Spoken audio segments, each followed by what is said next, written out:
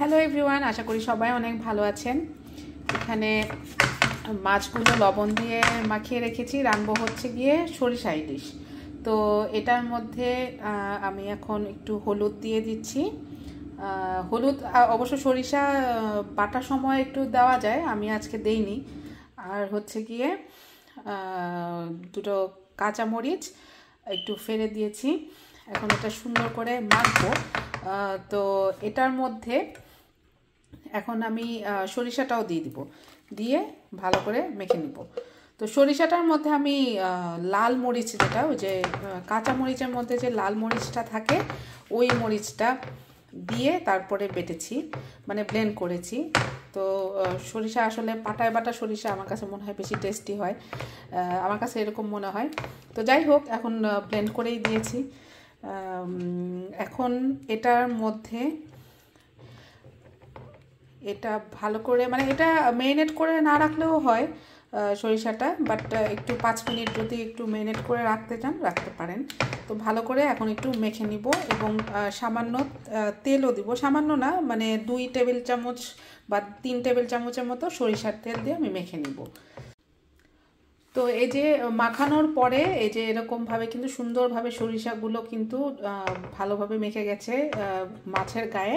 আর তেল কিন্তু সরিষা থেকেও উঠবে, আবার তেল মাছ থেকে, ইলিশ মাছের থেকেও কিন্তু তেলটা বের হয়।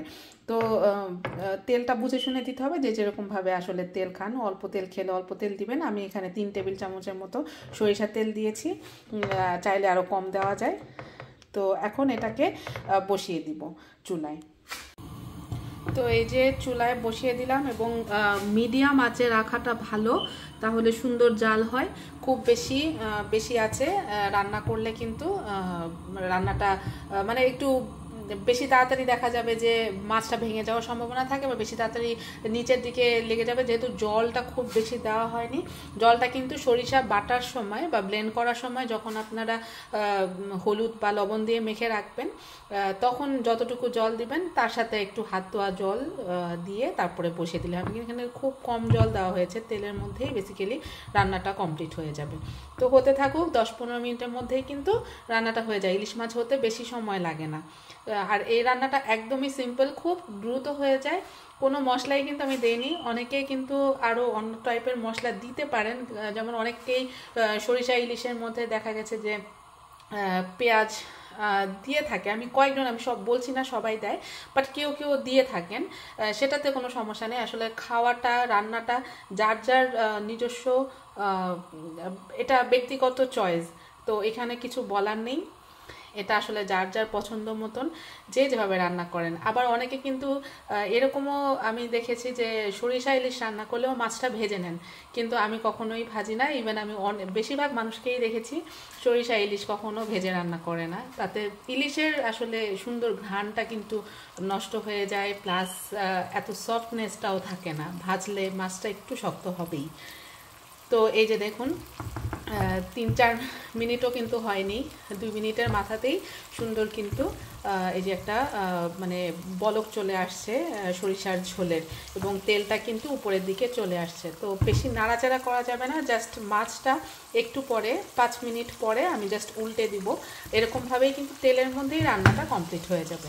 চাইলে আপনারা যদি আরেকটু জল ইউজ করতে চান দিতে পারেন, যেহেতু আমি হালকা আঁচে রান্না করব, একদমই কিন্তু অল্প আঁচে এটা রান্না হচ্ছে, সুতরাং কোনোই দরকার নেই জলের। এই তেলের মধ্যেই, হালকা জলের মধ্যেই কিন্তু মাছটা সেদ্ধ হয়ে যাবে এবং রান্নাটাও কমপ্লিট হয়ে যাবে।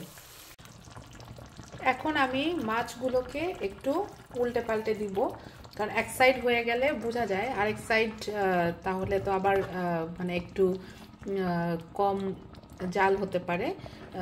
তো একটু উল্টে পাল্টে দিলে তখন 2 পাশই ভালো মতন হবে এবং সরিষাটাও ভালো করে মাছের ভিতরে ঢুকে যাবে। তো এই যে এরকমভাবে ছোট একটা চামচের সাহায্যে আমি উল্টে দিচ্ছি। খুন্তির চাইতে আমার কাছে এরকম ছোট চামচ দিয়ে উল্টাতেই আমার কাছে বেশি সহজ লাগে, তো এই জন্য। তো এখন আরেকটু হবে, আরও 5-10 মিনিটের মতো আস্তে আস্তে কিন্তু দেখুন তেলটা কিন্তু উঠে আসছে। এটা কিন্তু শুধুমাত্র যে আমি যে তেল দিয়েছি সেটা কিন্তু না, এটা কিন্তু সরিষা থেকে তেলটা উঠছে। হ্যাঁ, আমি কিন্তু 3 টেবিল চামচ, তাও আমি একদম কম কম করে 3 টেবিল চামচ দিয়েছি। আমি কিন্তু 3 টেবিল চামচ পুরোপুরি দেইও নেই। এটা কিন্তু মানে মাছ থেকে এবং সরিষা থেকে দুটো থেকেই উঠছে। আর আপনারা চাইলে আসলে ঝালটা যার যার উপরে, আমি কিন্তু 2টা কাঁচা মরিচের ভিতরে যে লাল মরিচগুলো থাকে, পাকা মরিচ আর কি যেটা, সেটা দিয়ে আমি সরিষাটা ব্লেন্ড করেছি। এবং লবণটাও বুঝে শুনে দিতে হবে, লবণ বেশি হলে কিন্তু সরিষা ইলিশ খেতে খুবই খারাপ লাগে, কারণ সরিষাটা তো একটু তিক্ত ধরনের থাকে, খুব বেশি তিতা না হলেও কিন্তু একটু তিতা তিতা একটা ভাব, সরিষা তো একটু তিক্ত হবেই। তো লবণ বেশি হলে আরও বেশি তিতা তিতা ভাব লাগে। তো লবণটা যখন নাকি ব্লেন্ড করা হবে তার মধ্যে তো দিয়ে তো একটু বাটাই হয়, তার আর লবণ হলুদ দিয়ে যখন মাছটা মাখানো হবে তখন বুঝে শুনে লবণটা দিতে হবে। আর ঝালটা যার যার চয়েস মতন, অনেকে কিন্তু লাল মরিচ গুঁড়াও ব্যবহার করে যারা ঝাল বেশি খায়, বাট আমি দেইনি। আমার কাছে কাঁচা মরিচের ওই যে পাকা যে মরিচটা থাকে, কাঁচা মরিচের ভিতরে যে লাল মরিচটা থাকে, সেটা দিয়ে ব্লেন্ড করে যে কালারটা আসে এবং যে ঘ্রাণটা আসে, দুটোই ভালো লাগে। 2টা দিয়েছি, আর জাস্ট 2টা হচ্ছে গিয়ে এরকম ফেরে কাঁচা মরিচ দিয়েছি। তো এই তো আমার কিন্তু মাছটা প্রায়ই হয়ে আসছে, আর 5-10 মিনিটের মতো রান্না করলেই হয়ে যাবে সরিষা ইলিশ। মজাদার সরিষার ইলিশ, একদমই ঝামেলা ছাড়া, খুব ঝটপট রান্না হয়ে যায়, কিন্তু খেতে অসাধারণ। গরম ভাতে তো খুবই ভালো লাগে সরিষা ইলিশ খেতে। তো রান্নাটা কিন্তু হয়ে গেছে, এখানে দেখাই যাচ্ছে যে তেলগুলো ভেসে উঠেছে সুন্দর করে। আর এই রান্নাটার সময় কিন্তু আমি বেশি নাড়াচাড়া করিনি, এই যে এরকমভাবে জাস্ট একটু কড়াইটা মুভ করলেই কিন্তু সুন্দরভাবে একটু নাড়াচাড়াও হয়, সব দিকটা ভালো মতন সুন্দর মতন হয়ে যায়। বেশি নাড়াচাড়া করলে মাছ ভেঙে যাওয়ার একটা সম্ভাবনা থাকে, যেহেতু ফ্রাই প্যানে রান্না করলে নিচেও লাগার সম্ভাবনা কম, সুতরাং বেশি খুন্তি দিয়ে নাড়াচাড়া করলে মাছটা ভেঙে যাওয়ার সম্ভাবনা থাকে। এবং তেলটা যখন উঠে আসবে তখনই বুঝতে হবে যে রান্নাটা কিন্তু কমপ্লিট হয়ে গেছে। এখানে কিন্তু তেলটা এই যে ভেসে আসছে, মাছের গায়ে সুন্দর মতন সরিষাগুলোও লেগে গেছে এবং রান্নাটা কিন্তু কমপ্লিট হয়ে গেছে। আশা করি সবারই ভালো লেগেছে ভিডিওটি। যদি ভালো লেগে থাকে লাইক কমেন্ট করে পাশে থাকবেন, এবং সবাইকে ধন্যবাদ যে আমার রান্নাটা দেখার জন্য। সবাই সুস্থ থাকবেন, ভালো থাকবেন।